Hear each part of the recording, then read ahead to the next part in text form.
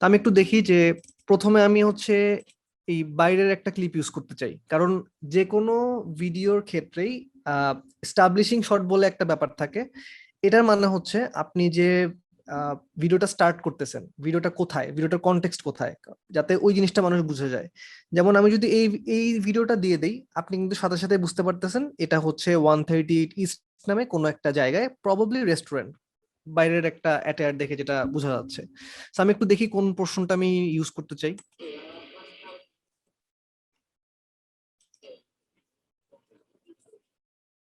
Okay, I think এতটুকু হয়তো use করা যায়। এটা হচ্ছে এন্ডিং পয়েন্ট হবে, আর স্টার্টিংটা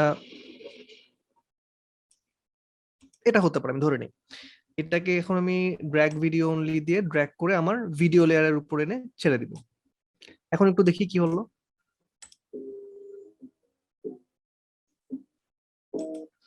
আচ্ছা, আমি একটু রিফাইন করি এখন, তাহলে প্রথম দিকে একটু কমাই দেই, সামনে নিয়ে আসি। এখন একটু দেখি।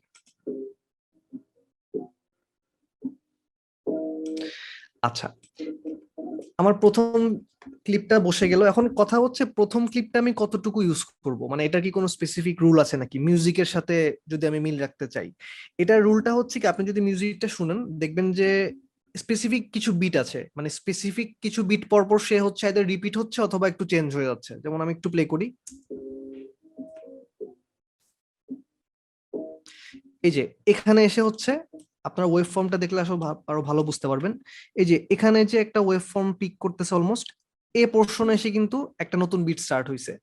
বেসিক্যালি এখান থেকে এতটুকু পর্যন্ত হচ্ছে একটা বিট, এবং আমার কার্সরটা যেখানে আছে সেখান থেকে আরেকটা বিট স্টার্ট হয়েছে।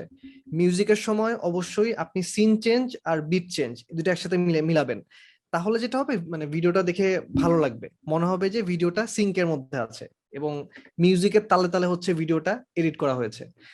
আনসিঙ্কড হলে আর কি ভিডিওটা দেখতে একটু আনকমফোর্টেবল লাগে, স্যাটিসফাইং লাগে না ভিডিওটা দেখতে। সো যেহেতু আমার এতটুকু পর্যন্ত আমার বিটটা আছে, আমি এই ক্লিপটাকে আরেকটু বাড়াই দিব। এখন একটু দেখি।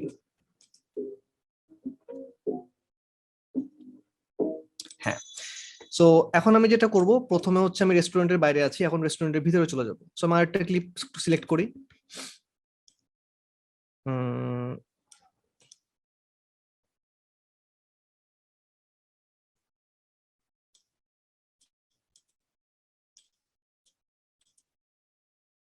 এটা খারাপ না, এই সিনটা হয়তো নেওয়া যায়। সো এটাকে হচ্ছে ড্র্যাগ ভিডিও অনলি দিয়ে আমি ড্র্যাগ করে নিয়ে আসবো এখানে। আমি কিন্তু ওয়েভ ফর্মের মানে ওয়েভ ফর্মের দিকে খেয়াল রাখতেছি, এবং প্রবাবলি আমার থার্ড বিটটা স্টার্ট হবে যে এখান থেকে, আমি ওয়েভ ফর্ম দেখে বুঝে যেতেছি। সো এটাকে আমি একটু বাড়াই দিব। ওকে, এখন একটু দেখি।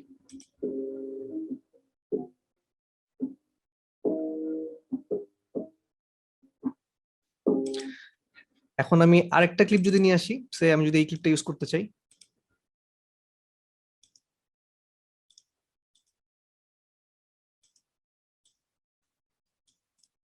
এটাকে ড্র্যাগ করে এনে যদি ছেড়ে দিই এখানে, এবং আবারও সেম ভাবে আমি আমার ইয়ার দিকে খেয়াল রাখতেছি ওয়েভ ফর্ম অডিওর, এবং এ অনুযায়ী এটাকে আরো বাড়াই দিই আমি। ওকে, এখন একটু প্লে করে দেখি।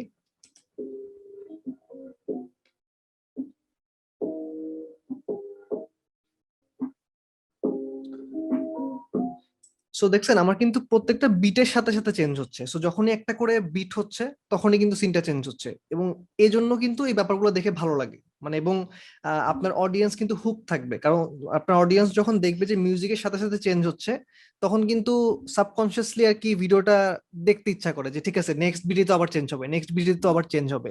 সো ওই স্যাটিসফাইং লাগার যে একটা ব্যাপার থাকে না, যেমন আমরা কখনো যখন ফেসবুক স্ক্রল করি মাঝে মাঝে এমন কিছু ভিডিও থাকে না যে দেখতেই থাকি, কন্টিনিউয়াসলি দেখতেই থাকি, মানে হয়তো ভিডিওটা আহামরি কিছু না, বাট ফর সাম রিজন ওরা একটা হুক করে রাখে। কিভাবে হুক করে রাখে, কোনো একটা রেজাল্টের অপেক্ষায় যে একটু পরে এটা হবে, ওয়েট এন্ড সি, এই টাইপ কিছু একটা থাকে। সো এই মিউজিকের ক্ষেত্রে ব্যাপারটা সেম, যখনই অডিয়েন্স দেখে যে বিটের সাথে সাথে চেঞ্জ হচ্ছে, ব্যাপারটা একটু স্যাটিসফাইং লাগে আর কি অনেকের কাছে, তখন কিন্তু দেখতে থাকে। সো আপনারা যখন মিউজিকের সাথে ভিডিওর সিন মিলাবেন, অবশ্যই হচ্ছে বিটের দিকে খেয়াল রাখবেন, বারবার শুনে দেখবেন যে কখন বিটটা চেঞ্জ হচ্ছে এবং বিটের সাথে সাথে আপনার মিউজিকের সরি আপনার ভিডিওর সিনটা কি চেঞ্জ হচ্ছে কিনা। সো আমার মনে হয় মোটামুটি 3টা সিন আমি রাখতে চাই, এর বেশি আমার দরকার নেই। সো আমি আরেকবার একটু প্লে করি।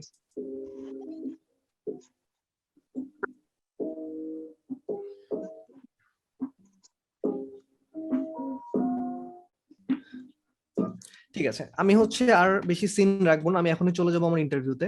সো বেসিক্যালি আমি যেটা করলাম, আমি মিউজিক দিয়ে হচ্ছে একটা ইন্ট্রো তৈরি করলাম, এবং ইন্ট্রোটা দেখার ফলে যেটা হবে, একজন অডিয়েন্স, আর এই ভিডিওটা যেহেতু ফেসবুকের জন্য, ফেসবুকের মানুষজন দেখবে, আমি যদি শুরুতেই এই ভিডিওটা দিতাম না, মানুষজন স্ক্রল করে চলে যেত, কারণ কারো আসলে ইন্টারভিউ দেখার সময় নাই, সত্যি কথা যেটা।